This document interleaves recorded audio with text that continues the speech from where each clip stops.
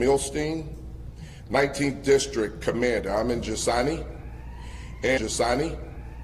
and also up here with us we have our Pride organizers, Steve Long, Tim Fry, and Alex Riolo. Just want to make sure that I say that right.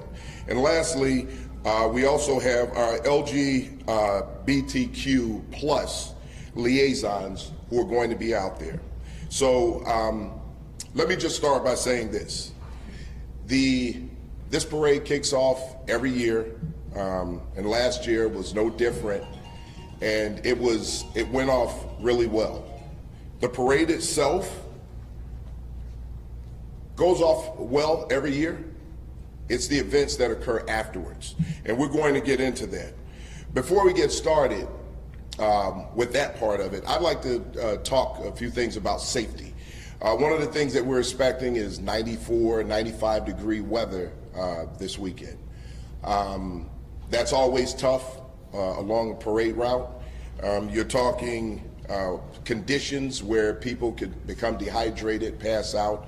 Along that parade route, where we will have plenty of officers lined up so that you can go to them if you have an emergency situation, be it public safety or someone has fallen ill, gotten sick, passed out, or just needs some type of assistance. There are markers along the parade route where they can look up and they can give an exact location of where they are. That's going to help us find whoever's looking for that emergency assistance. So let's make sure that everyone understands that there's a way to get help to you immediately if you look up and you look at those markers. And if you see something along the route, criminal activity, someone who's in need of emergency assistance, someone who's sick, please make the call 911. Let us know exactly where you are and we'll get someone there immediately.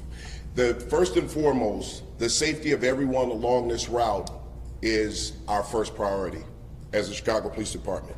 We're going to make sure that we do that. Now, we work along with OEMC, our Office of Emergency Management, and the fire department. We work in lockstep with them to make sure that these things go off well. So it's not just the police department, but the partnership with the other agencies who help us get to those locations quicker. And then if we need to call for assistance, for help, someone who's in need of an ambulance, we're there to do that. So that partnership works really well. We also work closely with our aldermen. Anything that's needed, any communication. Working along with the organizers has always been a great way of communicating to make sure that all of the rules are followed and any expectations are met. We are going to have sufficient resources, not only along the parade route, but after the parade is over in Lakeview and Lincoln Park. We want to make sure that what we've seen in the past, where we've had people who have come into the neighborhood after the party is over and they engage in violent acts, they engage in vandalism, they engage in reckless conduct. That's not something that we're going to tolerate, all right? People have the right to have peace in their communities and their neighborhoods. When you come out to a parade, you should be coming out to have fun, enjoy the festivities, see everything that's going on, and then enjoy the rest of your day peacefully. We're not going to tolerate people who come down after the parade to take over the streets, to engage in that reckless behavior, fight, and in some cases, bring weapons. Last year, we made 52 arrests. We will do the same if we have to. We don't want to make arrests if we don't have to. If we don't have to make arrests, that means that the day went well and everybody behaved the way that they were supposed to. We want everyone to enjoy the festivities of the parade. We want them to enjoy the neighborhood, the restaurants, the party venues, wherever you're going to go. But we want you to do it peacefully and we want you to follow the law. So just let me be clear about one thing. If you come down to break the law, Chicago Police Department is going to hold you accountable. All right, I'll say that one more time. If you come down to break the law, we will hold you accountable. So everyone has the right to be safe and we're going to make sure that that happens. Again, I want to thank Alderman Lawson for just the communication across the board. Because of the communication last year, we had a much better parade and a much better ending than we had the year prior. So I expect the same this year, and the communication has been great, so I just want to say thank you, Alderman, for that. With that, I'm now going to bring up the Deputy Director, Mike Milstein, to talk to you more about some of the resources that can be provided during the parade. Mike? Thank you, Superintendent. And I just want to also express our gratitude to the Center on Halsted for hosting us in their space today. I just want to take a quick moment to highlight some of the work that CPD is doing to better support and engage with our LGBTQ+ community across the city. CPD has actually partnered this year with the Center on Halsted to develop an in-person training that every officer across this department is going to be receiving by the end of this year. This training goes beyond the basics. It's actually designed to help deepen officers' understandings of the LGBTQ+ community and equip them with the tools to serve individuals in more supportive and meaningful ways.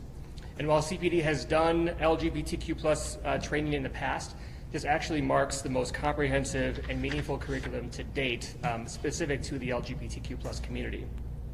What sets it apart is that it's actually informed by real and lived experiences from community itself, ensuring that what our officers learn is actually grounded in truth, dignity, and relevance. And we understand how critical this training is as we continue shaping a future that's rooted in fairness, respect, and trust. It gives our officers the opportunity to better understand how to foster trust and progress with the LGBTQ+ community. So again, I just want to express our deepest gratitude to the Center on Halsted for their leadership and partnership with us in developing this curriculum and for their sharing of wisdom and expertise with us throughout this process. We're also proud to highlight that since 2021, the Chicago Police Department has established LGBTQ+ liaisons who are up here with us today. These are both sworn officers and non-sworn civilian members of our team who help to serve as bridges between CPD and LGBTQ+ communities and individuals, organizations, and neighborhoods all across our city. These liaisons help ensure that our department remains responsive, informed, and proactive in meeting the needs of the queer community. And moments like this really underscore the progress that we've been making in helping to bridge the gap between law enforcement and the LGBTQ+ community.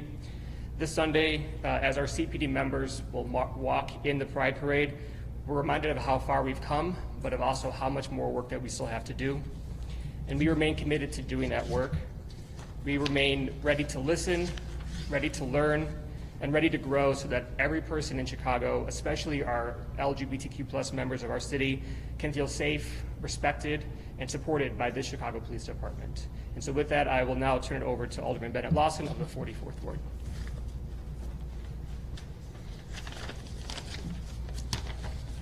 Thank you, Mike, and thank you, Superintendent, and thank you for everyone for being here. I also want to specifically thank our partners in this work with CPD, OEMC, Streets and Sanitation, Fire, BACP, Finance, DCASE, Buildings, Public Health, and CTA, and so many more that work to make this day a success and safety for all of us.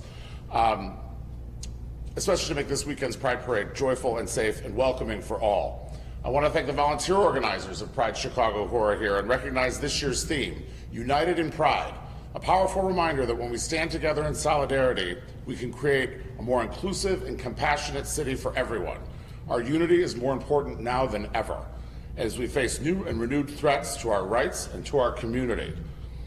For 54 years, the Chicago Pride Parade has brought together millions of people in celebration of LGBTQ+ life, love, and culture, and resilience in our neighborhood. It's one of the city's most beloved traditions and one that reminds us just how vibrant and diverse our community is.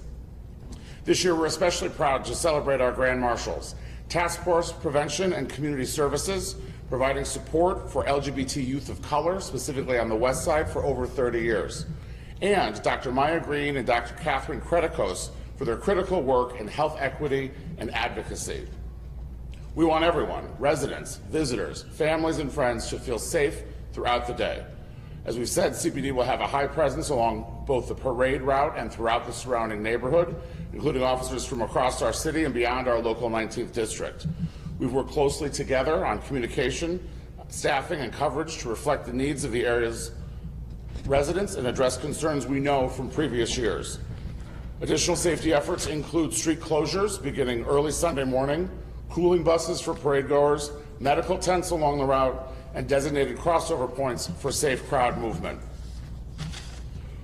We've been collaborating extensively with local businesses, bars, and agencies to help manage crowds and prevent unauthorized gatherings. We've requested additional infrastructure, like some barriers to stay in place overnight, and business affairs will be conducting checks to ensure alcohol is being served responsibly. Our top priority is a safe, respectful celebration for everyone, including both during and after the parade. To our residents, thank you for your patience with road closures and parking restrictions. Your cooperation and support of this event that adds so much to our city and neighborhood means so much to all of us. My staff and I will be out bright and early at 5 a.m. on Monday, the next morning, with streets and sand, working promptly to clean up the neighborhood. To the LGBT community, thank you for your courage, your creativity, and your ongoing fight for equality, especially in the face of attacks across this country. As we come together, again, let's remember this year's theme, United in Pride. Let's celebrate who we are, protect one another, stay hydrated and cool, and enjoy a weekend that reflects the very best of Chicago. Thank you.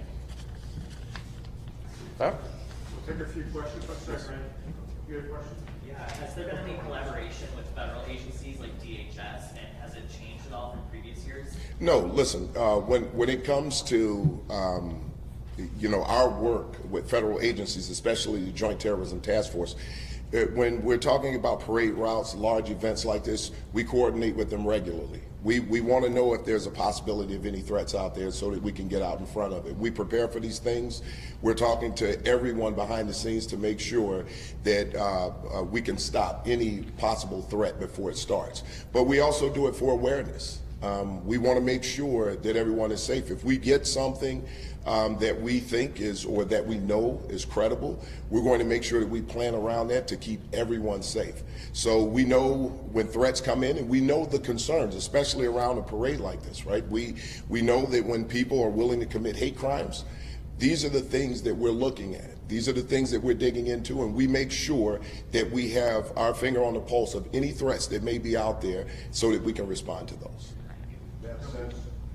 Now, let's go this way. Two-part.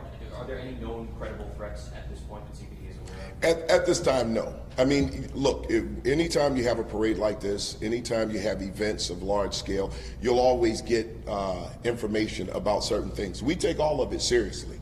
But when we're looking at the larger threats at this time, no. I think everybody should go out and enjoy the parade. Have a great time, because one of the points of terrorism is to change your way of life or your way of thinking and have you live in fear.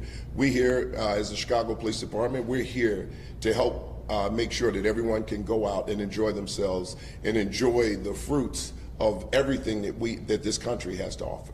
Bouncing off that, for the superintendent or the alderman, I'm curious what you're hearing from residents, even members of the LGBTQ plus community, leading up to this. Obviously, you mentioned the climate is a little different this year. Is there anxiety? Is there maybe more excitement to come out, and put on a big celebration? Here's what you're hearing. Well, here, I'll say this, and then I'll turn it over to the alderman. I've had conversations with the alderman about these concerns, and CPD is quite aware of it, and I'll let the alderman take over. Great, thank you. I think you're right, it's both. People that have additional concerns given the national environment, and people who feel the need to be part of Pride because of the national environment. What I've told people is that we have never taken this parade for granted when it comes to safety. We have updated constantly the entire 20 years I've been involved, learning from other parades and other incidents, whether that was in Boston or in Nice or New Orleans, right? And so that's always been a factor for us. I think the weather may be a bigger determinant on the crowd than the spirit, but we'll be ready for both. Yeah, thank you. My question is either for superintendent or deputy director. I'm just curious, even if you don't have an exact number, maybe even just a percentage would be helpful. For an event of this magnitude, we're talking about 800,000 people, if not more. How many officers would it take for you all to staff, or how many officers would you think is useful to have on the ground from them? Well, it depends, and we've looked at this. We've looked at the footprint, we looked at the parade route, and again, we look at anything that we think are possible threats. We make sure that we have intersections and locations covered, any locations that could be soft targets. But at the same time, we need to make sure that we have enough officers who are spread out across the entire route of the parade to make sure that we can have someone who responds quickly. So to give you an exact number, I can't really give you an exact number, but we do have an adequate number of officers who are out there to cover this parade. We also have an adequate amount of numbers to come in and relieve those officers so that when we get into the later hours of the night, our officers who have been standing out in the heat all day can get a breather and we bring in some fresh bodies. Yes, Superintendent, recently we had a woman drove through a protest downtown. What is the department doing this weekend to ensure that this doesn't happen? What are the safety barriers or the safety measures that are in place to prevent this? So here's what I'll tell you. That was more of a spontaneous type of protest. This is something that we've been planning around, and we plan around these things all year. And when we know what the footprint is around a location like this, we can look at those locations to make sure that we don't have traffic flowing into the parades. We work along this all the time. What you saw that particular day was a pop-up protest where people broke off into fragmented places and started to walk around. So it was a little harder at that time to get control of one situation that could occur like that. But I can guarantee you the Chicago Police Department is making sure that we have all of those avenues covered.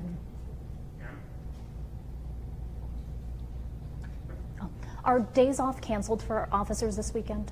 Yes, at this point, yes, we're making sure that we have enough manpower for our officers because look, in this type of weather, this type of heat, we need to make sure that our officers who are out there standing all day, responding to calls, responding to situations, that we have enough officers to give them a break, enough officers to come in and relieve those officers who have been out there all day. People don't necessarily realize how much it takes out of a human being to stand out there with the amount of equipment that they're wearing and to stand there and try to protect. We want to make sure that those, on a cognitive level, those officers are well and sound.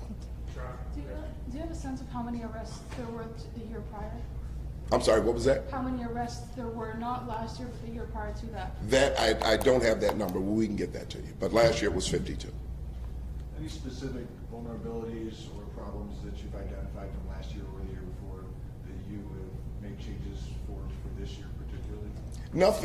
Nothing specific, but when we see things, if we see something that pops up that we need to make some changes, we can make those changes on the spot. That one of the things that I can tell you is that our Chief of Patrol here, John Hine, is always on top of these things. He's very well versed in it. I have nothing but admiration for the work that he does and complete confidence. So anytime something changes, we sit down and we work that out if we have to do that. But right now, everything is going according to plan. CPD will be out there and our officers will do and respond the way that they always do in great fashion to keep people safe. Okay, thank you. Okay. Thanks. All right, thank you.